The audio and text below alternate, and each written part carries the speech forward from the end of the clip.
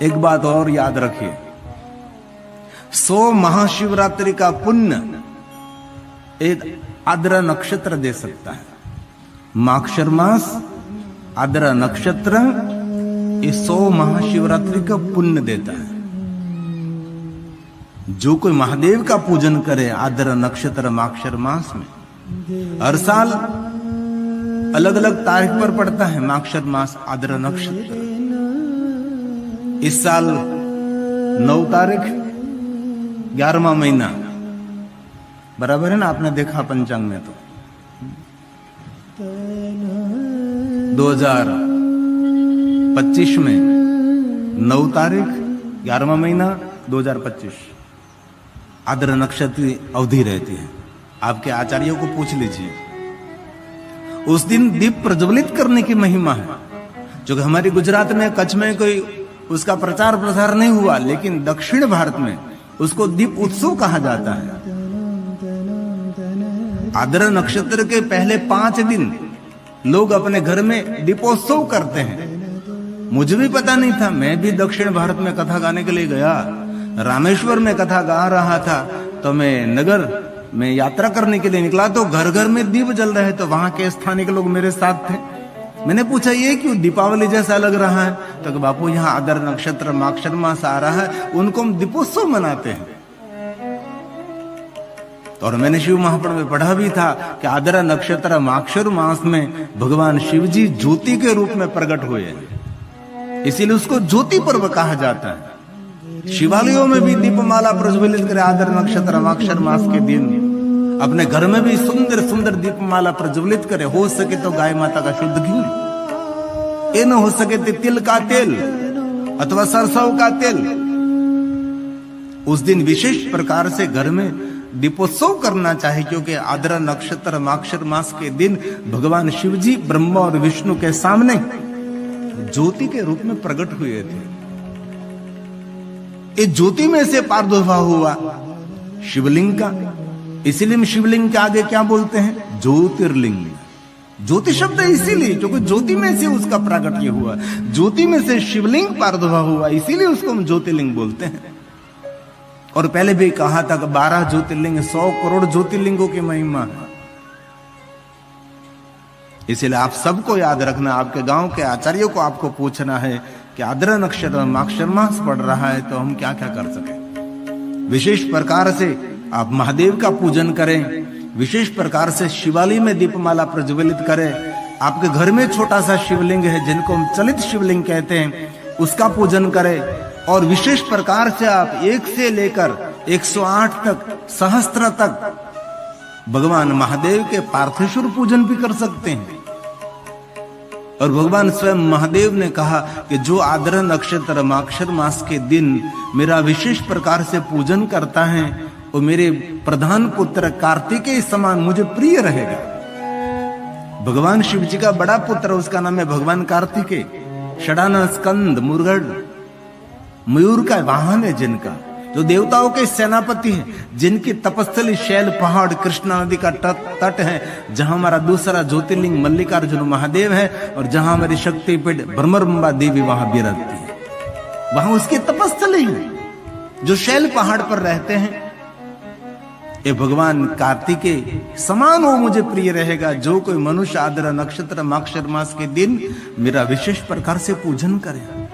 इससे आप सबको याद रखना है, माक्षर मास आद्रा नक्षत्र के दिन अपने घर में दीपमाला प्रज्वलित करे संध्या के समय। और हो सके तो अखंड दीप भी रख सकते हैं, जैसे महाशिवरात्रि के दिन अखंड जागरण होता है, अखंड दीप प्रज्वलित करते हैं। तो जिस दिन ब्रह्मा और विष्णु ने साथ में मिलकर भगवान महादेव के लिंग स्वरूप का पूजन का प्रारंभ किया, और ये ज्योति में से शिवलिंग जब अस्तित्व में आया और इस दिन लिंग पूजा का प्रारंभ हुआ, इस दिन को हम महाशिवरात्रि कहते हैं। और स्वयं भगवान महादेव ने कहा है कि जो कोई मनुष्य पूरी साल पूरे वर्ष मेरा पूजन नहीं कर सकते, लेकिन एक महाशिवरात्रि के दिन मेरा पूजन करे, पूरे वर्ष उसको पूजन करने का मैं फल प्रदान करता हूं। ये महाशिवरात्रि है। सुख देने वाली, शांति देने वाली, सुमति देने वाली, संपत्ति देने वाली सब कुछ दे रही है महाशिवरात्रि। इसलिए शिवरात्रि, महाशिवरात्रि को कभी भूलना नहीं चाहिए। बहुत सारे शिव भक्त त्रयोदशी व्रत करते हैं ना, त्रयोदशी व्रत करे हमेशा, ताके तन नहीं रहे कलेशा, धूप दीप नैवेद्य चढ़ावे, शंकर सन्मुख पाठ सुनावे, तो जन्म जन्म के पाप न चाहे। हर महीने जो आती कृष्ण पक्ष में त्रयोदशी, उनको हम शिवरात्रि कहते हैं। हर महीने, शुक्ल पक्ष की नहीं, कृष्ण पक्ष की। और दूसरी बात एक, कृष्ण पक्ष की अष्टमी के दिन सभी कामना पूर्ति होती है। महादेव का विशेष पूजन करें। हर महीने की कृष्ण पक्ष की अष्टमी के दिन विशेष प्रकार से महादेव का पूजन करें। त्रयोदशी के दिन विशेष प्रकार से महादेव का पूजन करें, जिनको शिवरात्रि कहते हैं। कभी अवसर मिले तो प्रदोष पूजा करें शिव जी की। आपके समाज के आचार्यों को सब कुछ पता होता है। जो पढ़े लिखे आचार्य जी है, उनको सब कुछ मालूम है कि प्रदोष पूजा कैसे हो सकती है। जो प्रदोष पूजा करता है, अपने जीवन के सभी दोषों में से भगवान शिव उनको मुक्त कर देते हैं। हमारे जीवन में बहुत सारे दोष रहते हैं ना, एक नहीं अनेक दोष हैं। ये तो हमारे लिए हम जज नहीं बनते, मगर सबसे बड़ी सजा तो स्वयं को ही देनी पड़ेगी। हम लोगों को दोषित देखते हैं, लेकिन हमारी जात को दोषित क्यों नहीं देखते? दूसरों का दुर्गुण देखें, वो सज्जन नहीं है। स्वयं का दुर्गुण देखकर अपने दुर्गुण को दूर करे, उनको सज्जन कहा है। दूसरों को दुर्गुण देखता रहे, दूसरों का दोष देखता रहे, वो कोई सज्जन है? अपने स्वयं का दोष देखे, अपनी गलती का सुधार करे, वो सज्जन है। इसलिए प्रदोष व्रत की एक परंपरा है। उनमें भी पंचांग में समय लिखा रहता है। आपके आचार्यों को पूछ लीजिए कि भाई प्रदोष किस समय है। इसी समय में भगवान विशेष महादेव की विशेष पूजा करें। और ये बात आपकी समझ में न आवे तो कृष्ण पक्ष की त्रयोदशी के दिन संध्या के समय महादेव का पूजन, महादेव का दर्शन, महादेव का अर्चन, वो भी प्रदोष पूजा है। ये भी बात याद न रहे तो कृष्ण पक्ष की त्रयोदशी पूर्ण हो रही है, कृष्ण पक्ष की चतुर्दशी का प्रारंभ हो रहा है, दोनों तिथि का मिलन हो रहा है, उन समय को भी प्रदोष मान सकते हैं। सभी अलग अलग ग्रंथों की मान्यता है। ये कुछ भी याद ना रहे तो कृष्ण पक्ष की त्रयोदशी के दिन सुबह में ब्रह्म मुहूर्त में द्विज चंद्र की उपस्थिति में, शुक्ल पक्ष का द्विज चंद्र 5:30-6 बजे दिखाई देता है, लेकिन कृष्ण पक्ष का द्विज चंद्र इस सुबह में दिखाई देता है। गुजराती में कहूं तो अंधियारियामा कृष्ण पक्ष में सवार में सुंदर एक बीजનું દર્શન થાય, પણ શુક્લ પક્ષની બીજનું બધા દર્શન કરે છે। 12 બીજના ધણીને સમરું નકળંગ નેજા ધારી, એ બીજને સૌ જાણે છે, પણ કૃષ્ણ પક્ષની જે બીજ છે સવારમાં બ્રહ્મમુહૂર્તમાં ઉગે છે, એનું દર્શન કરનારા કેટલા છે? એનું માતમ સમજનારા કેટલા છે?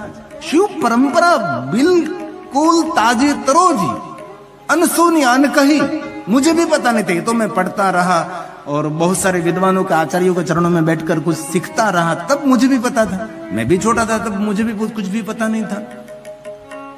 तो कृष्ण पक्ष की त्रयोदशी के दिन सुबह में ब्रह्म मुहूर्त में द्विज चंद्र की उपस्थिति में महादेव का पूजन करना, महादेव का मंत्र जाप करना, वो भी प्रदोष पूजा है। और एक दूसरी बात याद रखने जैसी, मुझे भी कभी कभी चिंता होती है कि कितना ही याद रखेंगे। हर बात कहता हूं याद रखने जैसी, याद रखने जैसी, याद भी कितना रहे। और कभी महाशिवरात्रि के दिन सुबह में जो आपको चंद्र दर्शन हो जाए तो चंद्र दर्शन नहीं है, वो स्वयं शिव जी का दर्शन है। महाशिवरात्रि के दिन सुबह में द्विज चंद्र, तो कार्तिक मास की कृष्ण पक्ष की त्रयोदशी में आपको सुबह में चंद्र दर्शन करना है, द्विज चंद्र। उसके दर्शन का बहुत बड़ा महात्मा ही है, लेकिन बहुत कम लोग, बहुत नहीवत समझो, कोई है ही नहीं। तो महाशिवरात्रि के दिन सुबह में जो चंद्र दर्शन हो जाए तो समझ लेना महादेव का दर्शन हो रहा है। ये चंद्र के सामने बैठकर ओम नमः शिवाय, ओम नमः शिवाय, ओम नमः शिवाय, उसका महात्म्य है।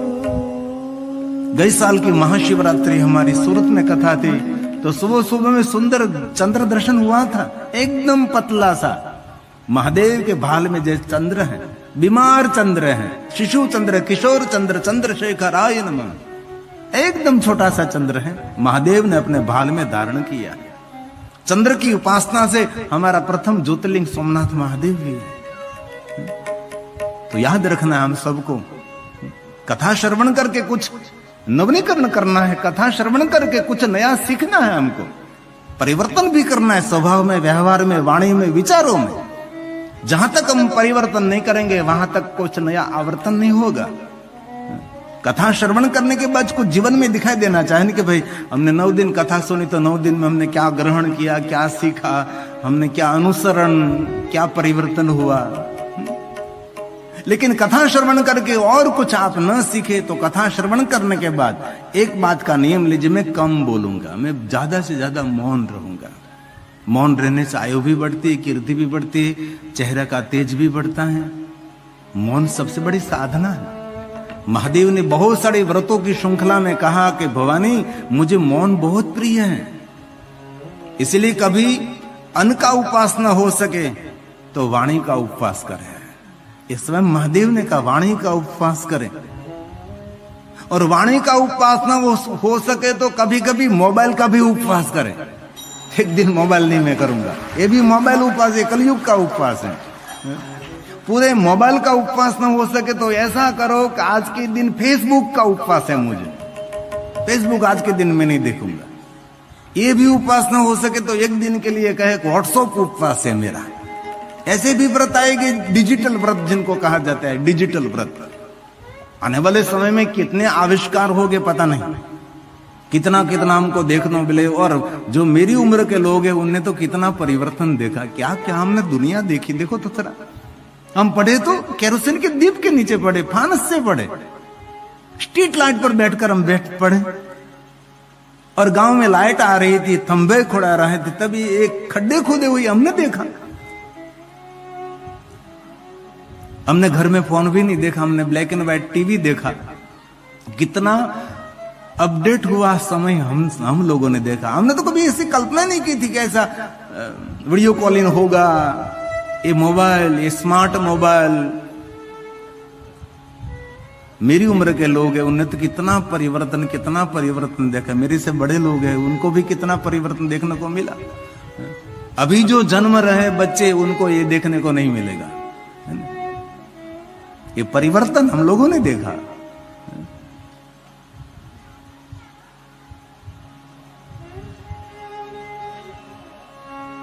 इसलिए वाणी का उपवास कर, आज से दृढ़ संकल्प कर मैं कम बोलूंगा, मैं मौन रहूंगा। कोई पुरुष कहेंगे आज से मैं मौन रहूंगा तो उसकी पत्नी का मुझे बहुत आशीर्वाद मिलेगा। और कोई बहन आज से नियम धारण करेगी कि मैं आज से मौन रहूंगा, मौन रहूगी, तो उसके पति का मुझे करोड़ों आशीर्वाद मिलेगा। क्योंकि असंभव है ना, पुरुष तो मौन रह सकता, लेकिन ये पार्टी के पक्ष जो मौन हो जाए कितना आनंद हो जाए। भगवान शिव जी को मौन प्रिय है, इसीलिए आज से हम संकल्प करेंगे ज्यादा से ज्यादा मौन रहेंगे। और दूसरा संकल्प करेंगे आज से हम शांत रहेंगे। कथा श्रवण करने के बाद आजू बाजू सभी लोगों को हमारा परिचय होना चाहिएगा, मेरे जीवन में कुछ परिवर्तन हुआ है, एकदम शांत हो जाएगी। सामने वाला कितना ही उग्र हो, कितना उग्र हो, लेकिन आपको शांत रहना है, ये आपका परिचय है। और तीसरा नियम आज से लेना है, मधुर बोलना है, मिठी वाणी बोलने। सामने वाला कितना ही कटु वाक्य बोले, कितना ही कड़वा बोले, लेकिन आपको आपकी वाणी की मधुरता कभी छोड़नी नहीं है। 3 नियम। और चौथा नियम आज लेना है, हम कभी किसी के बारे में गंदी बात करेंगे नहीं, कभी भी किसी के बारे में गंदी की बात सुनेगी भी नहीं। ये चौथा नियम। 5वां नियम लेना है, आज से हम शुद्ध शाकाहारी रहेंगे અને વ્યસન મુક્ત रहेंगे। ये 5 नियम आज से जो अनुसरण करेगा, आजू बाजू अड़के पड़के परिवार वालों को पता लग जाएगा